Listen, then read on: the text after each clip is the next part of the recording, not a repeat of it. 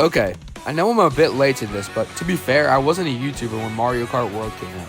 Everyone who's been on the video game side of YouTube in the past 7 or 8 months knows about the new groundbreaking Mario Kart with 24 players in a big open world, and that's the main appeal. When I bought this game, probably a month after the Switch 2 came out, I was expecting a bunch of old tracks and cool references throughout the open world, and to be honest, I was kind of left disappointed. But it's not like Nintendo's the only one making this mistake, so with that, let's get into it.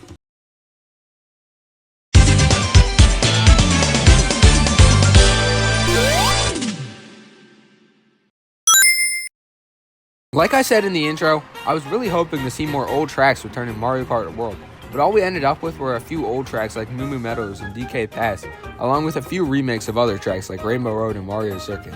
Look, I understand it's supposed to be all one open world and some stuff wouldn't fit in it or make sense, but I can name a few that Nintendo could have easily fit in the world. Baby Park and the surrounding amusement park could have been put in between Choco Mountain and Crown City with the water park surrounding it. Cheeseland could go in between Desert Hills and Shy God Bazaar. Don't even get me started on Excite Bike and Toad's Turnpike. All I'm saying is that Mario Kart World had, and still has to be completely honest, a lot of potential when it comes to adding back old tracks, and I hope they do end up using it. Did you know that through the past 24 years ever since Sonic Adventure 2, we've only physically seen City Escape once? Don't believe me? It's seen in 3 mainline Sonic games to date, that being Sonic Adventure 2, Sonic Generations, and technically Sonic Frontiers. But what do Sonic Generations and Frontiers have in common? They're both made up of Sonic's memories. While Sonic and friends do go there in a physical state, Whitespace is all built by Time Eater to stop Sonic, and Cyberspace is pulling from Sonic's memories and putting him into a digital recreation of them. Same with Emerald Coast. It's only been in Sonic Adventure and Generations for the 3DS. These levels don't get much representation, along with other Sonic levels like Grand Metropolis and most of the snowy levels, and hopefully we can see them return in some Sonic Crossworld DLC, or in future mainline games.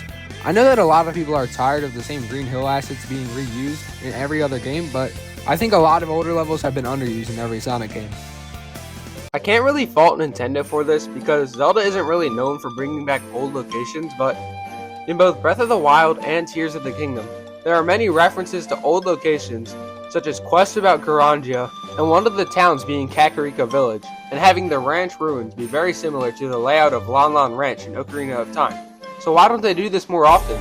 The most recently released Zelda game was The Legend of Zelda: Echoes of Wisdom, and while it had staple regions like Faron Woods, Gerudo Desert, and Hyrule Field, those have been in essentially every mainline game since they were introduced, and it has become expected for them to be in every Zelda game. I think it'd be cool if one of the towns and villages that are outside of Hyrule returned in a game, where some parts of the game are in Hyrule, but then you can go through Faron Woods to get to Orden Village, or fall into a hole in the Lost Woods to get to Termina.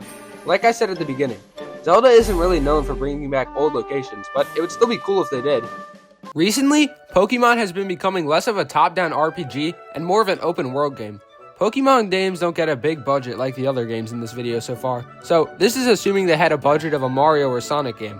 When Pokemon games were top-down, they usually were in one region, like Kanto, Johto, or Alola, which seemed to fit well, but as they got more 3D and open, they started to feel like they could use more areas to explore. Pokemon Scarlet and Violet and Legends Arceus both created their own region, being the Paldea region and the Hisui region, respectively. But then Legends EA reused the region from Pokemon X and Y, the Kalos region. I feel like if they're gonna reuse old regions and areas in Pokemon games, they might as well reuse multiple. It's not like they don't have the assets either.